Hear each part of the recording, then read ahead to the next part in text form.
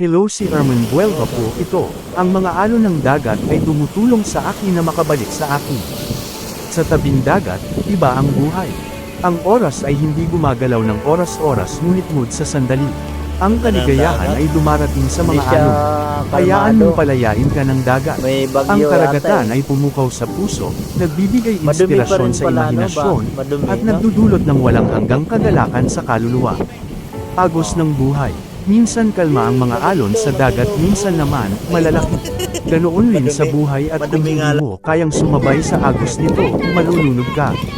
Hindi ka habang buhay masaya tulad rin ng hindi ka habang buhay malungkot. Huwag mong hayaang nagsasaya ang mundo at maaari ka naman magsaya rin ay magmumapwap ka lamang sa isang tabi.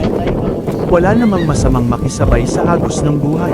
Map-I-ride ka, pero dapat alam mo rin kung saan ka papara at bababa.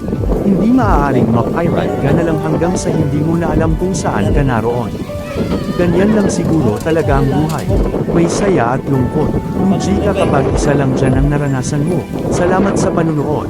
Erman Buelva po ulit. Alaman na lang na ibang kapital lahat nakatulog. Hello,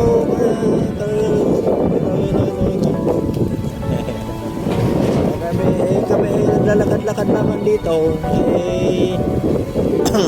Yan o, dami mga tao na mamasyal. Mamaya po, marami tao dito mamayang gabi. Yan. Sarap dito, mga unwind. Unwind ba ang tawag? Unwind. Unwind.